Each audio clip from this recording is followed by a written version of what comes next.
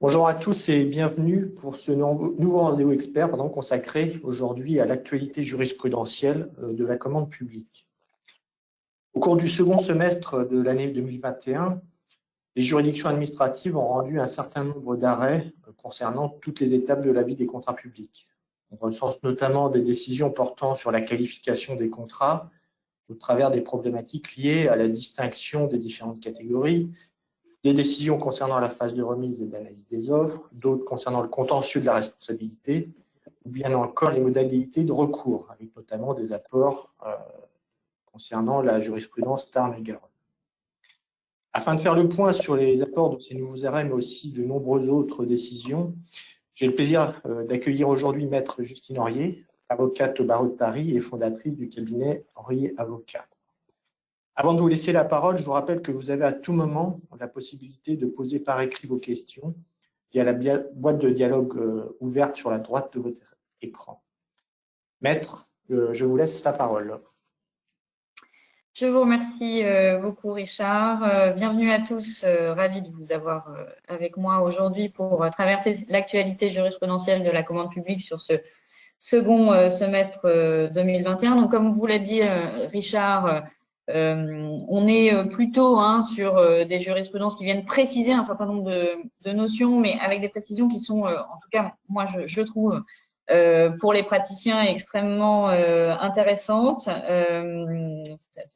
Voilà, je vous tracerai 2 ou 3 décisions qui pourront, dans le cadre de contentieux notamment, pas mal aiguiller les pratiques. J'ai fait cette présentation sous une forme extrêmement classique avec donc les décisions de la CJUE d'abord, sachant que je n'aborderai pas la décision de la CJUE sur les accords cadres puisqu'elle est du premier semestre.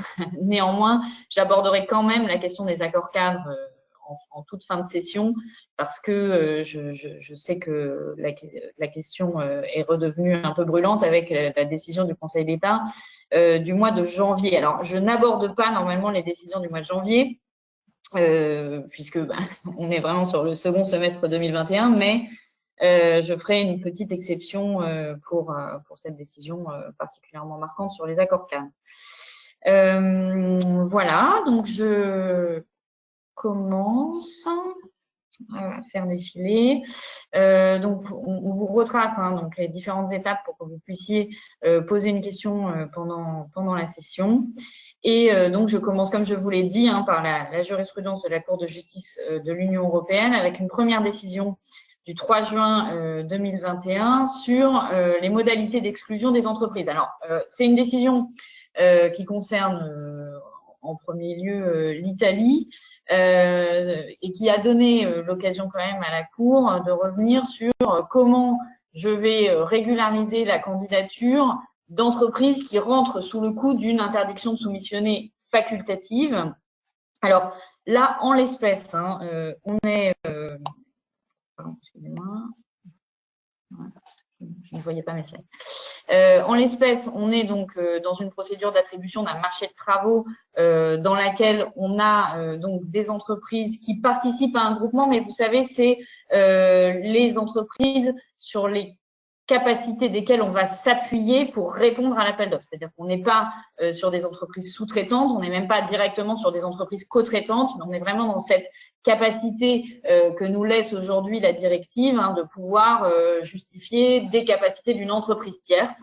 Et donc, ces entreprises tierces sur lesquelles nous étions, le groupement en question s'était appuyé avait notamment un des représentants légaux qui avait été pénalement condamné pour une faute professionnelle grave. On rentrait donc dans une interdiction de soumissionner facultative. Et donc, le juge européen a eu l'occasion quand même de revenir sur comment je fais pour, finalement, quelles sont les règles applicables pour exclure ou ne pas exclure ou régulariser ces candidatures. Et donc, il a été d'abord constaté que la déclaration de l'entreprise était faussément mensongère, puisque cette condamnation pénale n'avait pas été portée à la connaissance du pouvoir adjudicateur. Par ailleurs, donc la Cour de justice considère que lorsque on constate qu'une des entités sur lesquelles on s'appuie pour les capacités est visée par un motif d'exclusion facultative, il faut exiger le remplacement de l'entité concernée. Donc ça, c'est expressément prévu et par la directive et par le code. Et la Cour vient dire, mais ce remplacement, il n'est exigible en plus que si aucune mesure corrective, donc pour finalement rattraper, enfin, ou en tout cas corriger cette interdiction de soumissionner, enfin les motifs de cette interdiction de soumissionner facultative, ou si finalement les modalités qui ont été déployées pour régulariser cette irrégularité sont insuffisantes. Alors, si et seulement si on a fait ce constat, on va demander le remplacement de l'entité concernée. Et donc, en conséquence, il n'est pas possible juste d'exclure le groupement. Et deux, il faut effectivement mettre en œuvre du coup une méthode un peu en deux temps, avec d'abord voir quelles modalités correctives ont été déployées finalement pour essayer de sortir de ces modalités d'exclusion facultative. Et puis, dans un second temps, si c'est insuffisant, et si et seulement si c'est insuffisant, je remplace cette entité. Donc, cette décision, elle est quand même assez structurante, quand bien même elle ne fait finalement que rappeler les possibilités qui sont déployées dans la directive. C'est vraiment là une méthode qui est laissée du coup à disposition des acheteurs pour pouvoir se dire à quel moment et où je mets le curseur pour pouvoir conserver ou pas une entreprise qui serait rentrée du coup sous le coup de cette éventuelle condamnation. Donc, je vous ai remis le considérant de principe, mais je vais pas le lire ici. Je vous l'affiche juste 2 secondes. Et puis j'enchaîne sur cette seconde décision de la Cour de justice de l'Union européenne qui vient clarifier la notion de conditions d'exécution du marché. Et à mon sens, c'est la décision la plus importante du semestre, ou en tout cas, je la trouve assez décisive, puisque la Cour de justice de l'Union européenne revient, à mon sens, sur une distinction absolument fondamentale, qui est où est-ce que je place le curseur sur mon analyse des candidatures et mon analyse, finalement, des conditions d'exécution du marché et donc mon analyse des offres. C'est vrai qu'au contentieux, c'est quand même un leitmotiv, enfin, c'est des démonstrations qu'on est amené à faire de manière assez continuelle pour expliquer que, il y a plus 2 enveloppes, mais il y a quand même 2 phases d'analyse qui sont distinctes, une phase d'analyse des candidatures, une phase d'analyse des offres. C'est vrai que sur les modalités d'exécution de la prestation, il y a eu un certain nombre de confusions dans un certain nombre de décisions. Et je trouve que cette décision de la Cour de justice, elle est extrêmement bienvenue. Alors, elle est bienvenue, je rappelle quand même les faits et la procédure parce que c'est intéressant. On est donc sur l'attribution d'un marché de services de gestion de déchets dangereux. Et pour gérer les déchets dangereux dans l'Union européenne, il faut être titulaire d'une autorisation d'effectuer des transferts internationaux de déchets. Donc, c'est le règlement numéro 1013/2006. Mes collègues et confrères qui font un peu de droit de l'environnement feront aisément le lien. Et donc, le pouvoir adjudicateur a considéré au stade de la candidature que l'entreprise ne remplissait pas la condition relative à l'aptitude d'exercer l'activité professionnelle concernée. Donc, on est bien sur l'analyse de la capacité des candidatures. Au motif qu'elle ne dispose pas de cette fameuse autorisation d'effectuer des transferts internationaux de déchets. Donc, on est effectivement sur une condition d'exécution de la prestation, mais en même temps, là, on a un pouvoir adjudicateur qui dit mais c'est bien un problème de capacité. Et je trouve que cette décision, elle est très intéressante parce que, elle arrête de torturer tout le monde sur quelle est la limite de mon devoir d'appréciation de la régularité des candidatures, c'est-à-dire que du coup, je ne dois pas, au stade de la candidature, vérifier que l'ensemble des modalités d'exécution du contrat peuvent être réalisées de manière régulière par mon candidat, ce qui sort quand même, le cas d'espèce, il est très très parlant, ce qui du coup ne laisse à l'appréciation de la capacité des candidats qu'une appréciation classique technique, financière, économique. Et puis, effectivement, ce qui va relever directement des modalités d'exécution de la prestation, à savoir, donc, en l'espèce, la capacité d'avoir cette autorisation, ne revient que dans un second temps. Et c'est vrai que c'est une problématique qu'on retrouve. Alors, moi, je la connais beaucoup dans les problématiques, enfin dans les dossiers où effectivement il y a un peu d'environnement, mais j'imagine que c'est des problématiques qu'on peut avoir de manière un peu similaire, probablement dans le secteur des transports, mais voilà. En tout cas, c'est clair que dans le secteur environnemental, on est très souvent confronté à cette problématique. Pourquoi? Parce que ça n'est généralement que quand on est attributaire du marché que l'on va aller chercher l'agrément, l'autorisation spécifique sur le territoire donné auprès de l'ADREAL, etc., etc. Et donc, c'est vrai qu'on s'est retrouvé plusieurs fois dans des contentieux où on est venu nous dire, mais attendez, vous n'avez pas l'autorisation, donc vous ne pourrez pas, vous n'êtes pas capable, vous n'avez pas la capacité, mais non, en fait, hein, donc c'est vraiment la possibilité, évidemment, d'aller chercher ces autorisations spécifiques une fois qu'on est attributaire du marché. Donc, je trouve que ça dessert un peu l'étau sur le travail d'analyse et de contrôle des candidatures et ça resserre un peu le débat sur ce qui relève finalement des conditions d'exécution de la prestation et de ce qui relève finalement du contrôle classique de la capacité des candidatures. Et c'est vrai que toutes les décisions qui vont aller dans ce sens, finalement, d'une meilleure dichotomie entre, d'un côté, l'analyse des candidatures et de l'autre côté, l'analyse des offres, je trouve, en tout cas, aident beaucoup les praticiens dans notre quotidien. Voilà. Ensuite, on est sur une décision de la CJUE du mois de décembre. Alors, décision intéressante, je suis désolée, mais peut-être plutôt pour notre public avocat, puisqu'on est vraiment là dans les confins des raisonnements sur les différents ordres juridictionnels. Bon, le cas d'espèce, hein, c'était en Italie une fois de plus, où on avait effectivement du coup en gros, on a une requête suite à un rejet d'offre, hein, donc on est vraiment sur du classico-classique des marchés publics. Et puis, donc, ça remonte finalement jusqu'à l'équivalent, enfin jusqu'au Conseil d'État italien, puisque ça s'appelle comme ça, qui conclut à une irrecevabilité de la requête pour absence d'intérêt à agir, ce qu'on connaît quand même assez bien, nous, avec nos fameuses limitations Smirjom, hein, donc on est exactement dans la même logique. Et donc, l'entreprise en question a introduit un recours devant la Cour de cassation italienne. Donc, c'est exactement la même dichotomie que nous, hein. Donc, du coup, les deux ordres de juridiction sont au même niveau.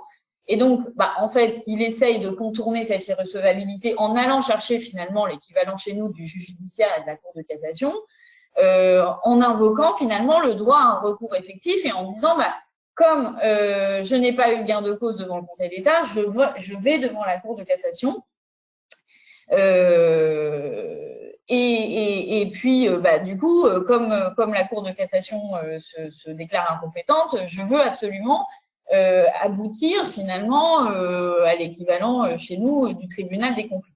Bon, alors, la CJUE, elle dit quelque chose de très simple, hein, elle dit que, en tout état de cause, le droit au recours effectif, il existe, que néanmoins, finalement, le tribunal des conflits, comme on le connaît chez nous, ou alors la Cour de cassation italienne, comme on la connaît, enfin comme les Italiens la connaissent, n'ont pas vocation à agir finalement en dernier rideau ou en dernier censeur d'une décision qui n'aurait pas donné satisfaction du coup au niveau du Conseil d'État.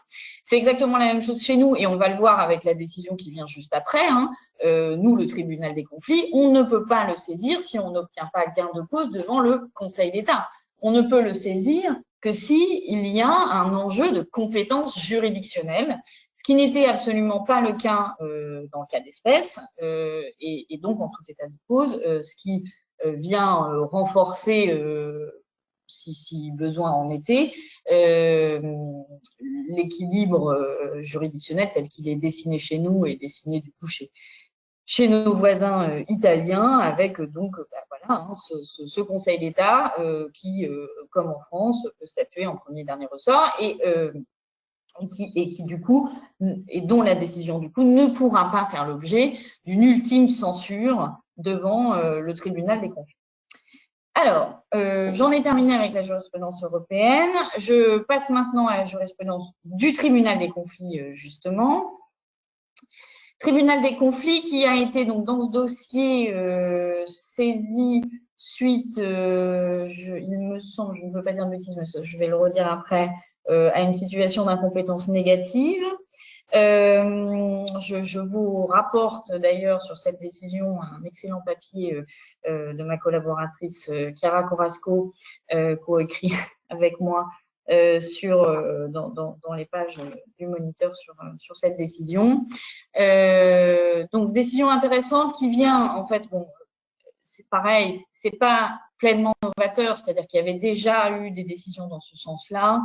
Elle est juste intéressante, je trouve, sur la nature même de la clause et sur la réaffirmation que nous ne sommes pas dans des clauses exorbitantes de droit commun. Alors, je vous raconte un peu l'effet d'espèce qui sont intéressants et qui peuvent se retrouver pas seulement dans ce secteur-là, qui se retrouve, je trouve, dans beaucoup de cas de figure public-privé. On est dans le cas où on a un particulier qui achète un bien immobilier à la société Bouygues dans le cadre d'une accession aidée. Donc, du coup, effectivement, il paye moins cher le bien. On est dans le cadre d'une opération qui a été fortement aidée par la collectivité publique. Hein, et donc, via finalement ce dispositif d'aide, on a dans le contrat de vente une stipulation pour autrui qui du coup permet à la communauté d'agglomération de la Riviera française, hein, CARF, qui donc permet à cette collectivité qui elle-même a mis à disposition des terrains à vil prix pour qu'on puisse mettre en œuvre ces dispositifs d'accession aidée.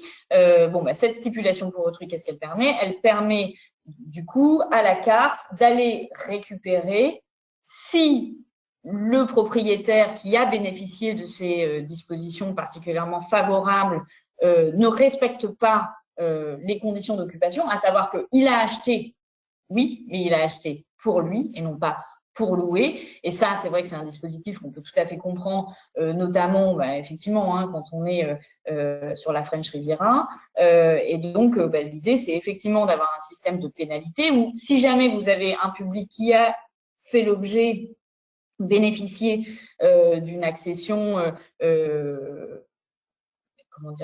d'une accession aidée dans cette hypothèse, si jamais il ne respecte pas le contrat et donc s'il fait de la location pour s'enrichir, eh bien, en tout état de cause, il y a l'application d'une pénalité.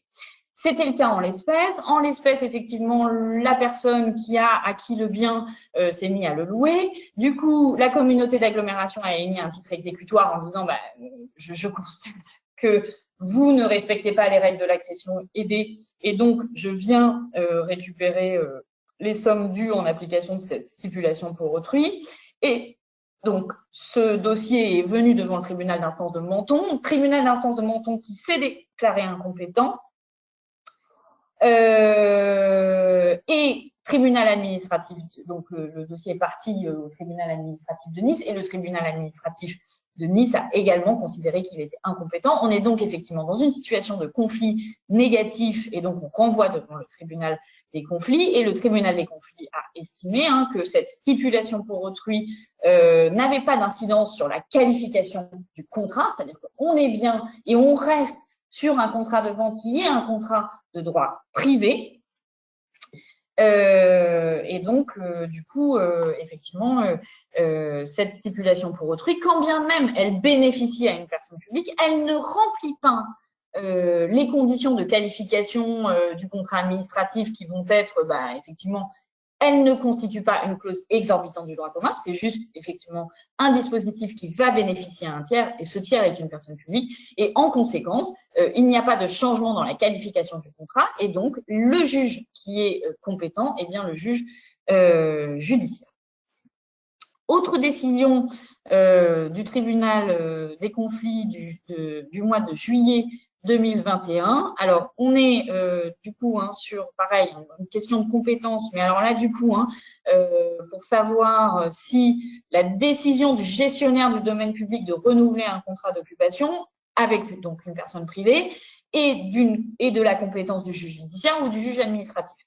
Là-dessus, le tribunal des conflits considère que ce qui importe, c'est la nature du domaine, en définitive. Alors là, bon, on était pour les faits et la procédure, c'est donc l'État et l'ONF qui avaient autorisé la commune de une commune, donc la commune de Fontainebleau à occuper le site du Grand Parquet. Cette convention a été transférée à la communauté de communes et puis cette communauté de communes, elle avait elle-même confié la gestion de ce lieu à l'EPIC Fontainebleau-Toulouse. Et puis donc ensuite, le site a été confié à une association pour pouvoir organiser des concours hippiques et à la fin de cette première autorisation d'occupation, en 2014, l'EPIC a refusé le renouvellement de la mise à disposition du site. Alors, le tribunal administratif, initialement, s'est reconnu incompétent au bénéfice du juge judiciaire. Et donc, en fait, pour déterminer la compétence juridictionnelle, le tribunal des conflits, c'est vraiment, et c'est ce que je vous disais tout à l'heure, appuyé sur la question de l'appartenance du site au domaine public. Et à considérer que si on est dans un cas d'occupation du domaine public, finalement, cela emporte la question de la compétence et qu'il n'y a finalement que le juge administratif qui peut trancher des questions relatives à l'affectation du domaine public et que finalement, le fait que ce litige oppose deux personnes privées est indifférent, puisque ce qui importe, c'est effectivement que c'est la qualification de domaine public qui préexiste sur le reste. Alors, j'en ai terminé avec la Cour de justice de l'Union européenne et le tribunal des conflits. Je passe maintenant à la jurisprudence du Conseil d'État. Jurisprudence du Conseil d'État qui revient avec une décision assez originale. Et puis bon, c'est vrai que pour les gens qui aiment bien cette belle ville de Rome, c'est toujours agréable de parler de ces sujets-là. On est sur une occupation des dépendances du domaine public qui se situe à la Villa Médicis. Et donc, se poser la question de savoir quel était le droit applicable et les juridictions compétentes pour trancher d'un litige sur la concession de services de cafétéria et de restauration de la Villa Médicis, donc à Rome. Ce qui s'est passé en l'espèce, c'est qu'à la suite d'une visite d'inspection, l'Académie a adressé à la société une mise en demeure de régulariser un certain nombre de manquements. Donc, on avait une irrégularité sur le paiement des cotisations sociales, une absence de liste des salariés, la présence d'un salarié sans contrat de travail, etc., etc. Donc mise en demeure. Les réponses à la mise en demeure n'étaient pas satisfaisantes, donc du coup, l'Académie de la Villa Médicis a résilié le contrat. Et bon, cette société qui en plus, et c'est assez intéressant d'ailleurs, cette société qui manifestement est une société romaine, société Medi et Fonderia, a, je pense, assez naturellement et sans trop se poser de questions, saisi les juridictions italiennes. Et donc les juridictions italiennes ont dit non, nous sommes incompétents, ce sera les juridictions françaises. Donc, effectivement, le Conseil d'État a confirmé que, encore une fois, on est bien sur une dépendance du domaine public de l'État, que puisque c'est y compris si c'est à l'étranger, peu importe, que puisque c'est une dépendance du domaine public de l'État, c'est bien une compétence du juge administratif français, et que donc, effectivement, on est dans le cas d'une appréciation classique un peu comme d'ailleurs la décision de Fontainebleau, simplement, voilà, finalement c'est indifférent que cette dépendance du domaine public soit en France ou en plein milieu de Rome. Voilà. Néanmoins, sur le droit applicable, et donc ça c'est intéressant, je vous lis quand même le considérant. Donc cette compétence donc administrative, s'étend aux litiges relatifs à des contrats portant occupation de dépendance du domaine public français, situés sur le territoire d'un État autre que la France, alors même que les parties au contrat auraient convenu que celui-ci est régi par le droit de cet État. Dans cette hypothèse, le juge administratif applique le droit étranger pour lequel les parties ont opté, sous réserve des règles d'ordre public prévues par le Code général de la propriété des personnes publiques en vue de garantir la protection et l'intégrité du domaine public. Donc, c'est intéressant parce que du coup, aussi sur le droit applicable, on vient dire, bah, si on a opté pour l'application du droit italien, par exemple, c'est OK. Néanmoins, toutes les règles d'ordre public sur le CG3P, on les applique telles quelles. Et donc, en tout état de cause, ce sera le juge administratif qui les appliquera. Alors, décision un peu moins exotique, qui est une décision du 9 juin 2021 sur la qualification de concession de service pour un contrat d'enlèvement de véhicules abandonnés. Donc, c'est une décision qui est intéressante, alors qui n'est pas très innovante sur finalement la qualification du risque et l'appréciation de la notion de concession, parce que honnêtement, elle ne dit rien de nouveau. Néanmoins, c'est intéressant. Bon, elle est intéressante, notamment pour l'effet de l'espèce. Donc, on est à Paris, et donc la ville de Paris, voilà, attribue 2 contrats pour le retrait et la destruction de véhicules abandonnés. Le juge des référés considère qu'il s'agit de marché public et que donc il aurait fallu mettre en œuvre des procédures de publicité adéquates. Le Conseil d'État lui rejette la qualification de marché public en disant que, en fait, il n'y a aucun versement de prix. Et donc, s'il n'y a aucun versement de prix, il y a forcément une notion de risque, puisque en fait, les véhicules qui sont abandonnés en fourrière, en fait, la rémunération finalement du concessionnaire ne va reposer que sur sa capacité à recueillir le plus de véhicules possible et en tirer le meilleur prix.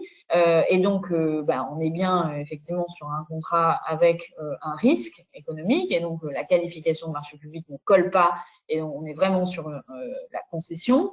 Et donc, voilà, le Conseil d'État vous réaffirme que ces conventions qui prévoient que la rémunération du service rendu prend la forme du droit d'exploiter les véhicules abandonnés et qui transfèrent à leur titulaire le risque inhérent à cette exploitation présentent le caractère de concession de service.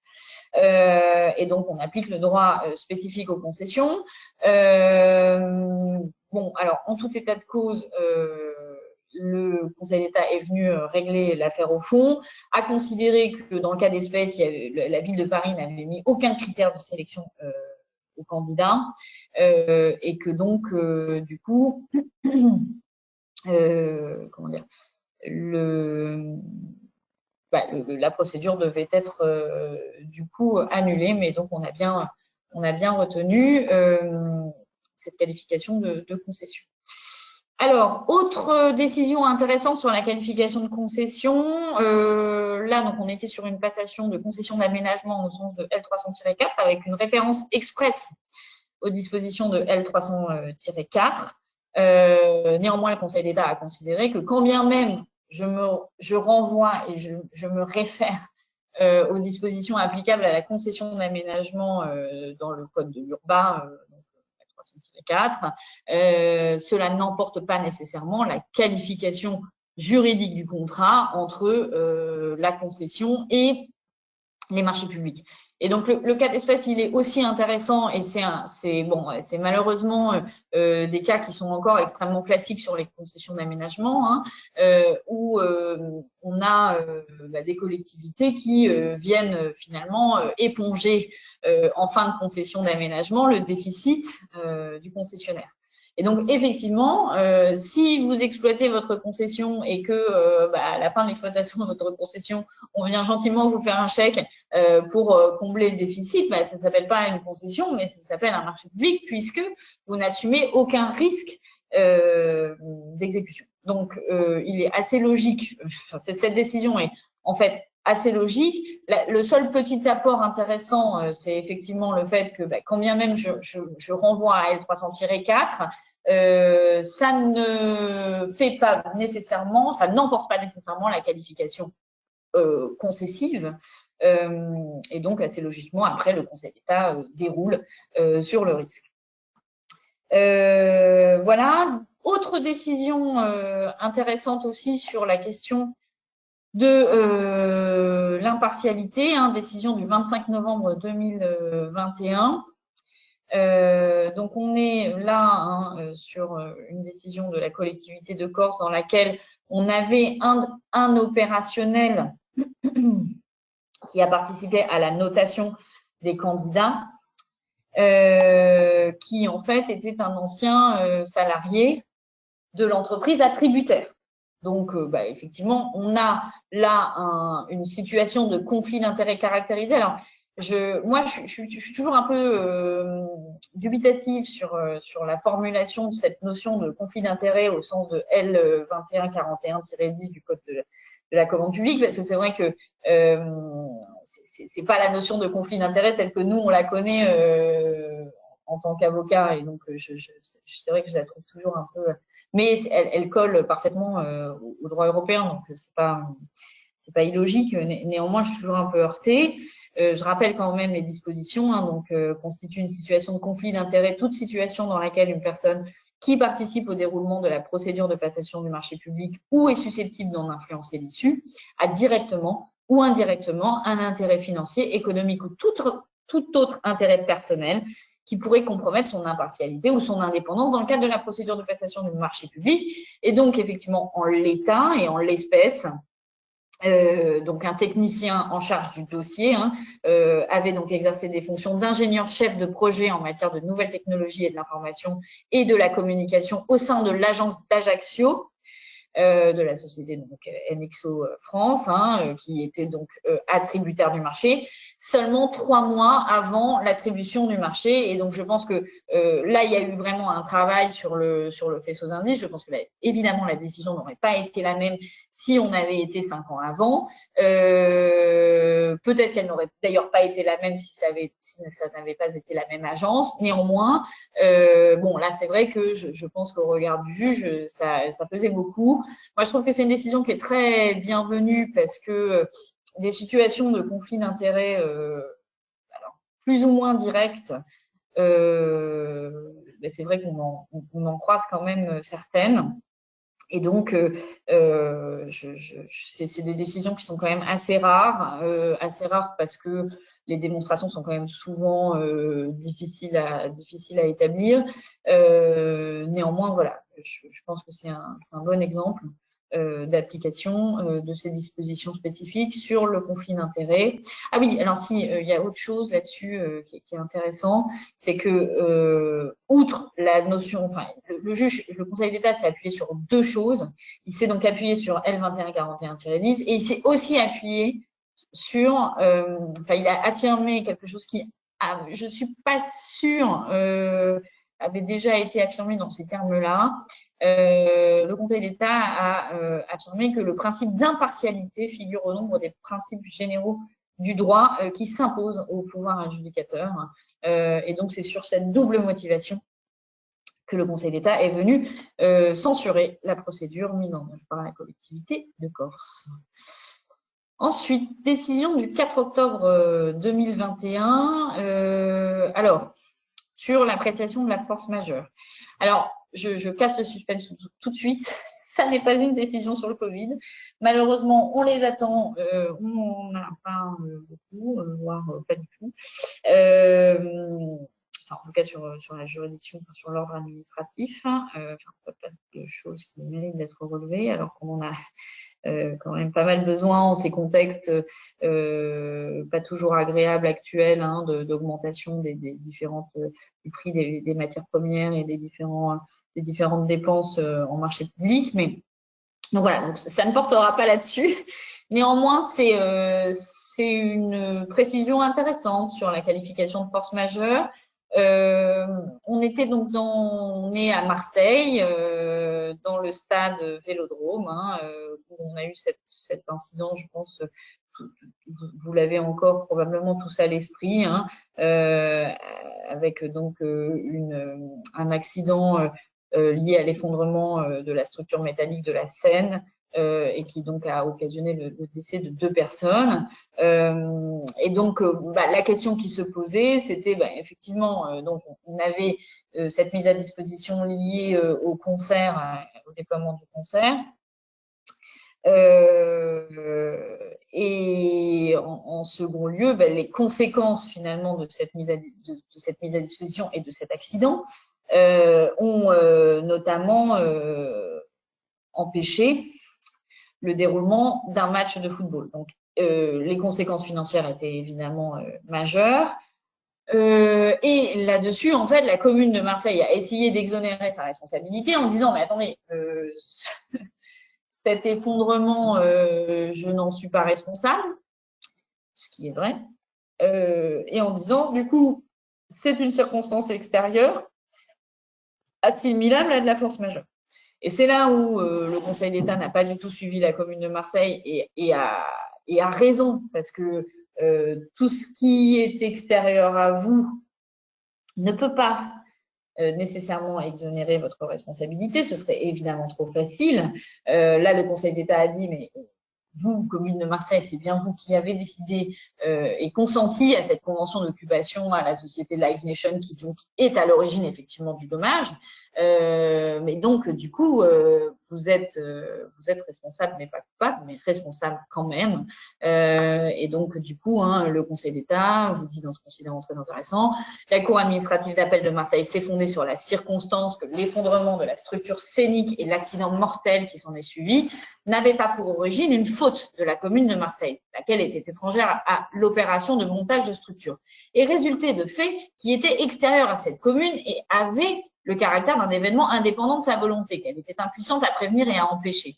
Et donc, là, le Conseil d'État dit, en statuant ainsi, alors que l'indisponibilité du stade, bien qu'elle résulte des fautes commises par la société Live Nation France et les sous-traitants de cette dernière, n'aurait pu survenir sans la décision initiale de la commune de Marseille de mettre le stade Vélodrome à disposition de sa société pour l'organisation d'un concert. Et donc, encore une fois, effectivement, responsable mais pas coupable. Autre décision du Conseil d'État 11 octobre 2021, sur l'engagement de la responsabilité quasi délictuelle des entrepreneurs par le titulaire. Alors là, on est vraiment dans les suites de 2013, région Haute-Normandie, et dans comment finalement je construis cette chaîne de responsabilité entre l'entreprise titulaire, le maître d'ouvrage et les entreprises tierces qui interviennent sur un chantier.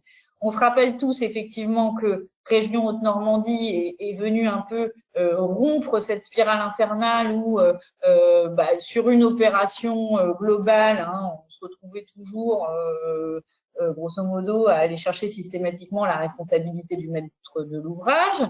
Région Haute-Normandie est venue dire non, en fait il existe en tout état de cause une responsabilité quasi délictuelle, et donc celui qui est responsable de la faute va l'assumer, y compris envers des entreprises qui ne sont pas ses co-contractantes. Et donc là, le Conseil d'État va un peu plus loin dans la logique et explicite un peu mieux cette frontière entre responsabilité quasi délictuelle et responsabilité contractuelle.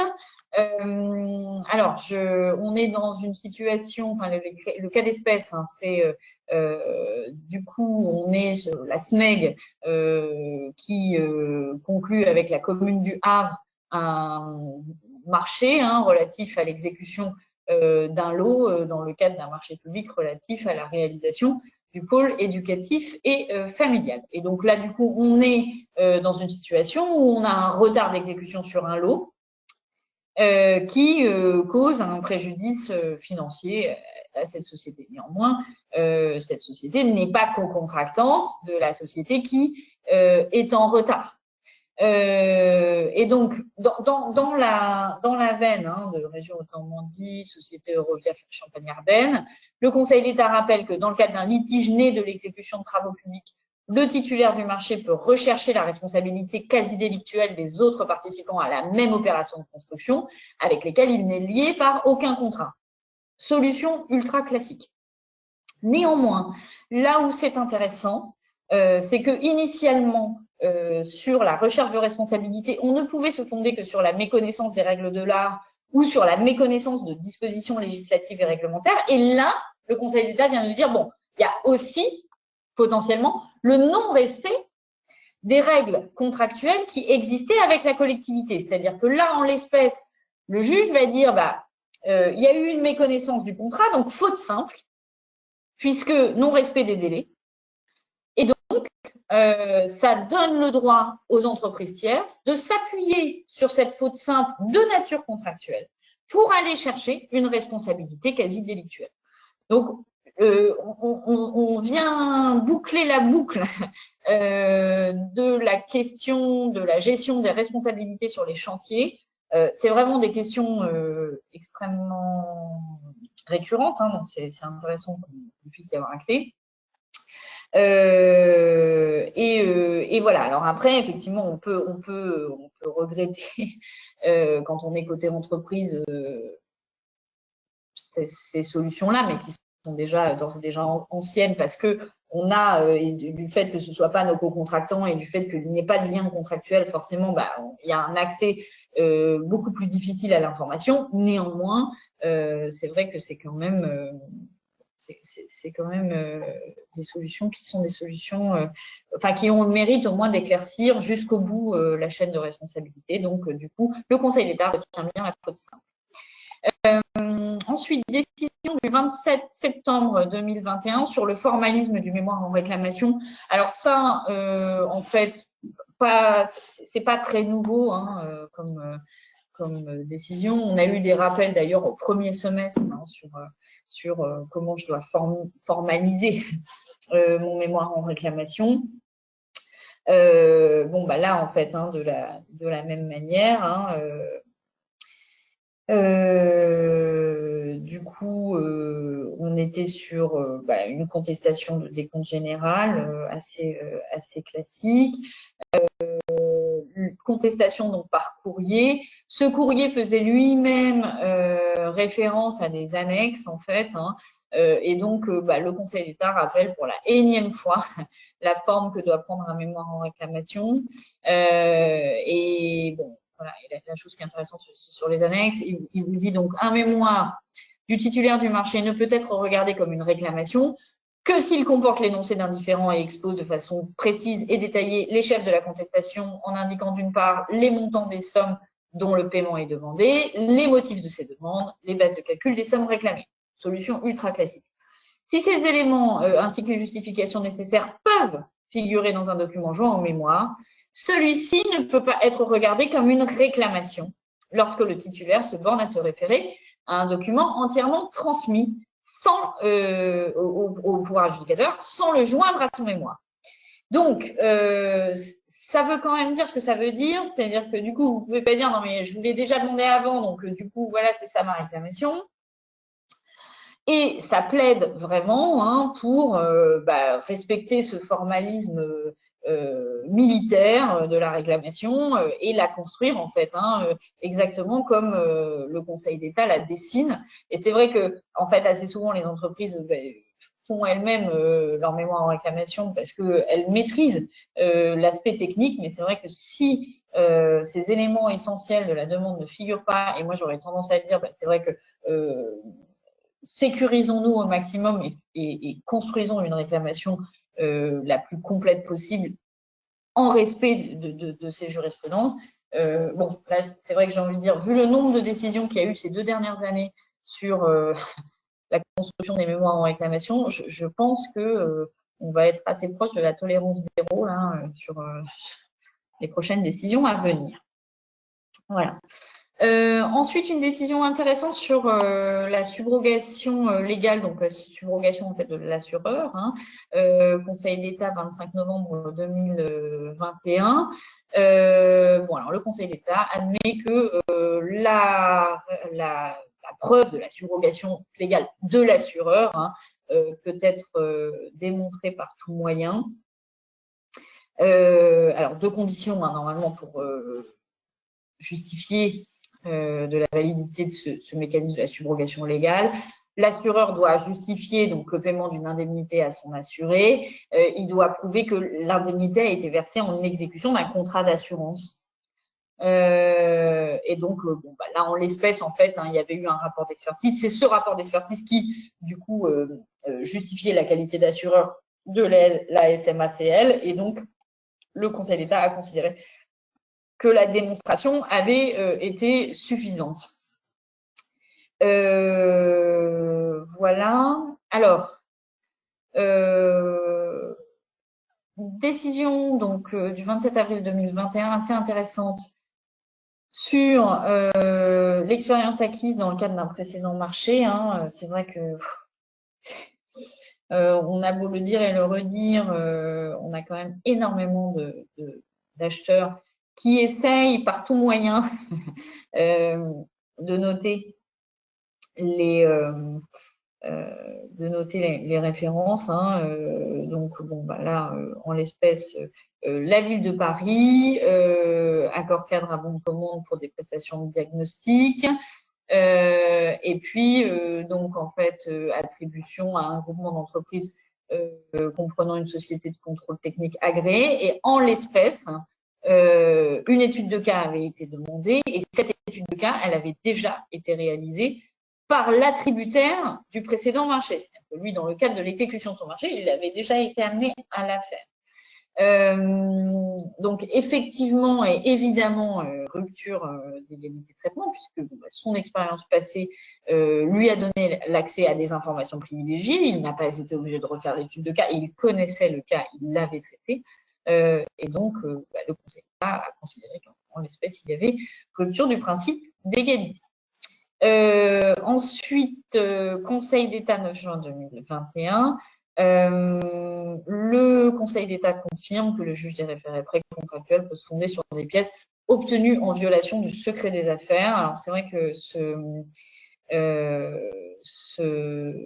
cette décision, elle est intéressante parce que c'est des sujets qui sont de plus en plus sensibles.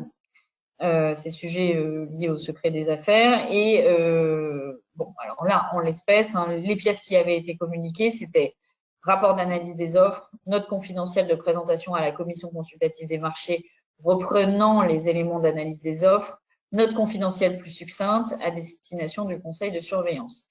Et donc, en fait, ces éléments avaient été du coup transmis hein, devant le juge des référés et le Conseil d'État a considéré que ces pièces ont pu être discutées contradictoirement et que le fait qu'elles aient été communiquées en violation du secret des affaires n'entache pas d'irrégularité ou d'erreur de droit de l'ordonnance du juge des référés.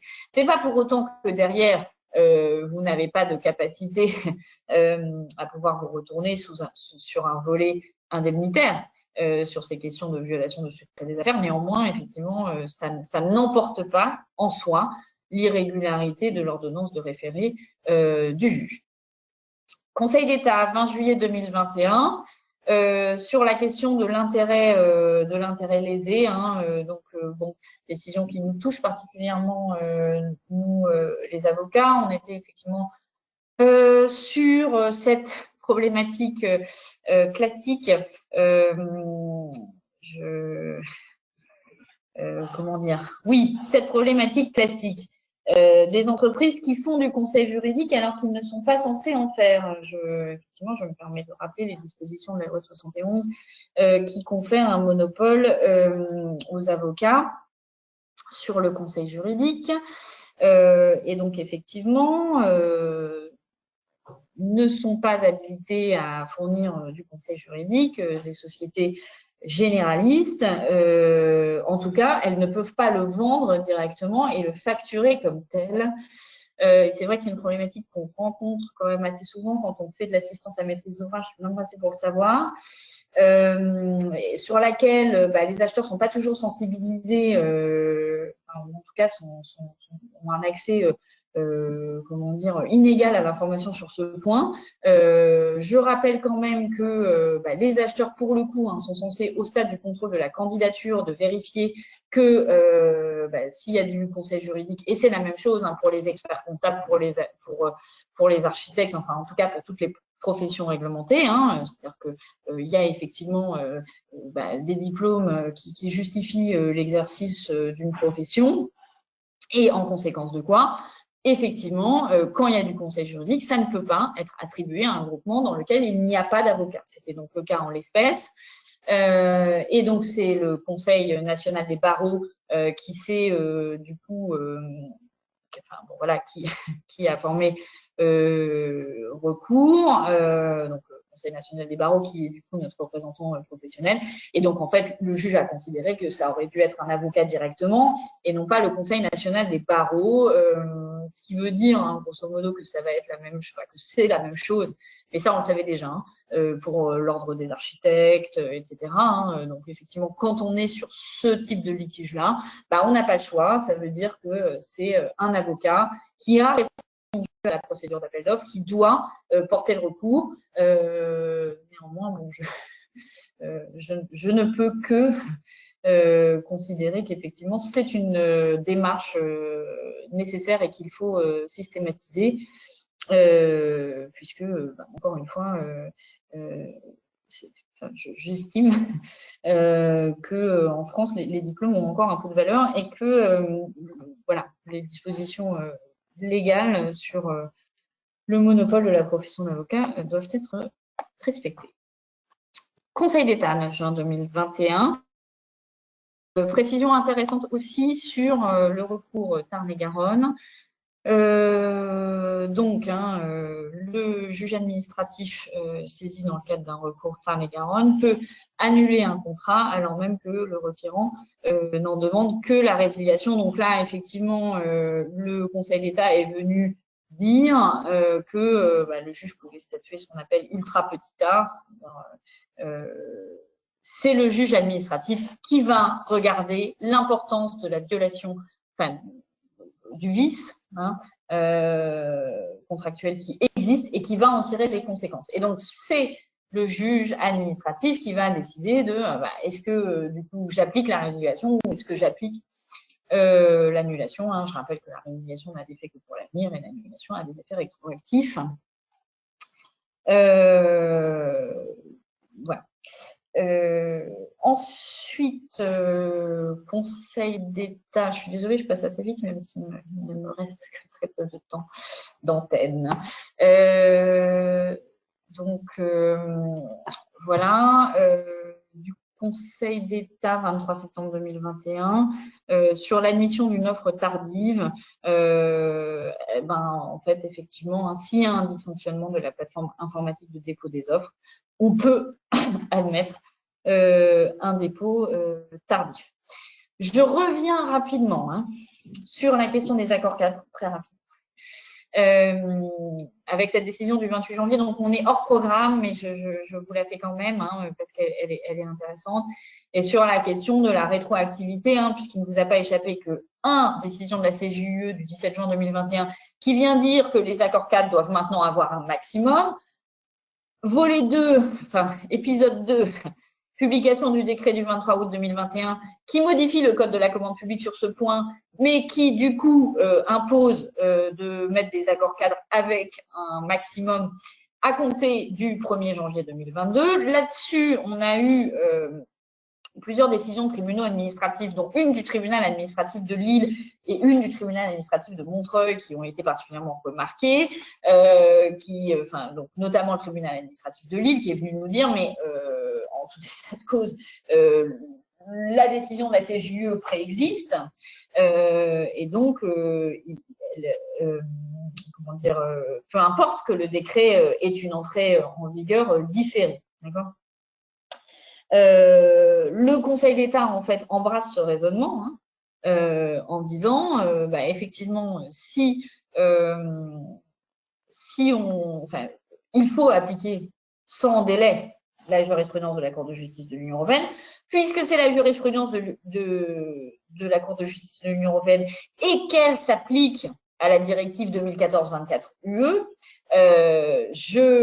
du coup, effectivement, l'application immédiate de ces dispositions ne vise que les marchés visés par cette directive, donc les marchés au-dessous qui sont dans les seuils européens. Premier point.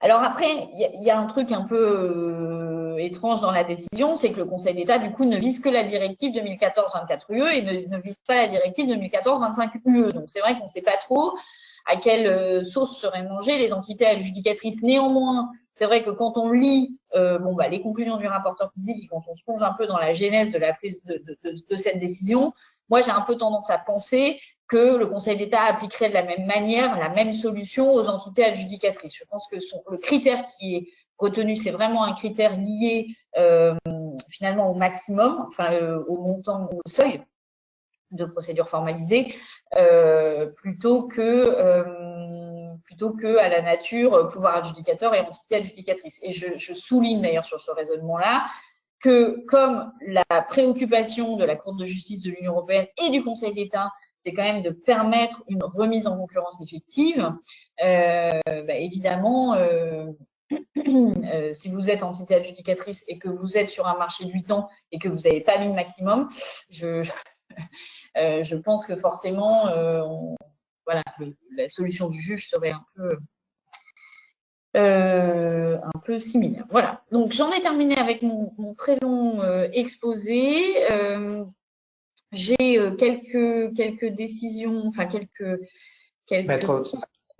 Oui, oui, écoutez, oui, je vous ai coupé la parole, excusez-moi. Écoutez, je vous remercie pour cette présentation. C'est vrai, comme vous l'avez dit, je vous ai transmis quelques questions. Il y en a assez peu, mais deux concernent notamment l'arrêt de la CJUE 21. Bon, je vous laisse en prendre connaissance si vous le souhaitez. Alors, les deux questions, c'est du coup, par l'arrêt de la CJUE du 8 juillet 2021, est-ce que l'autorisation de réaliser des prestations objet de la consultation ne peut pas être intégrée en tant que niveau minimum spécifique exigé? Pareil, cette décision suppose de prévoir un délai d'obtention de pouvoir commencer à exécuter les prestations objets du marché. Comment intégrer un tel délai dans un global d'exécution en cas de non-obtention? L'acheteur se retrouve sans prestataire? Point d'interrogation. C'est des très bonnes questions. Je partage vos inquiétudes. Évidemment que s'il n'y a pas d'agrément, vous n'aurez pas de prestataire. Voilà, c'est un risque. Cette décision, évidemment, elle fait peser ce risque-là sur les acheteurs. Ça, je suis d'accord avec vous. À mon sens, sur la question du délai, moi, je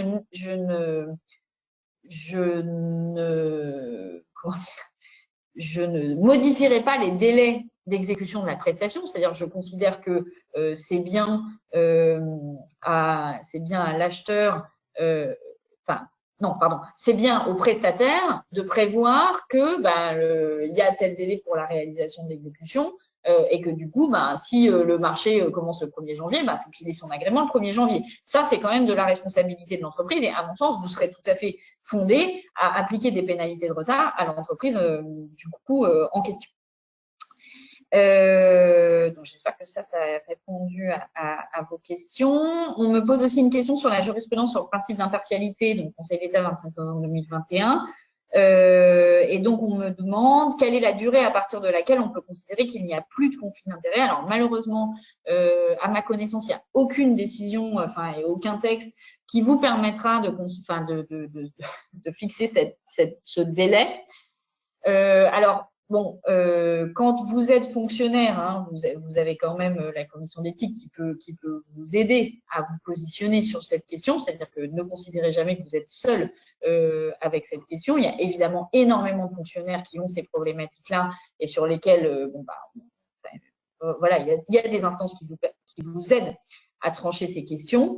Moi, ce que je pense, c'est qu'effectivement, le droit à l'oubli, entre guillemets, en marché public, il se situe à 3 ans sur un certain nombre de dispositions qui ne sont pas les mêmes, mais qui peuvent être du coup mises un peu en miroir. Donc, moi, j'aurais tendance à vous dire la position un peu sécuritaire, c'est 3 ans.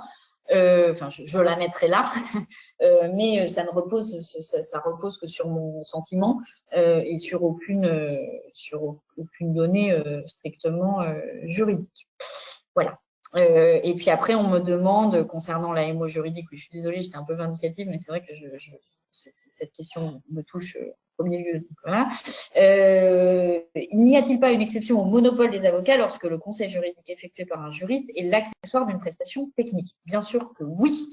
Il y a effectivement cette exception. Néanmoins, il n'en reste pas moins. Évidemment, par exemple, un expert comptable peut délivrer du conseil avec son activité. Néanmoins, il peut pas, l'expert comptable, même, il ne peut pas vous vendre ce conseil juridique en tant que tel, en tant que consultation juridique. Et donc, c'est la même chose, si vous voulez, dans des prestations d'AMO globales comme celle qu'on connaît, nous, quotidiennement en marché public. Dès lors que il y a du conseil juridique, quand bien même il serait l'accessoire d'une compétence technique, vous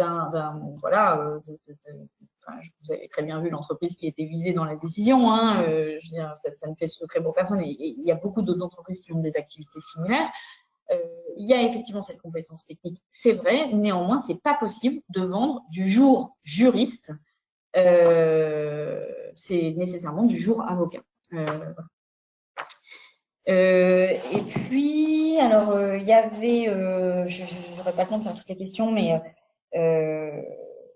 non, mais voilà, je pense que j'y suis venue parce qu'il y avait déjà il y avait une question antérieure sur la décision du 28 janvier 2022. Je pense y avoir répondu.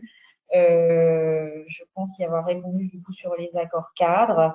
On me demandait aussi si les conventions d'occupation domaniale entrent dans la catégorie des contrats de la commande publique.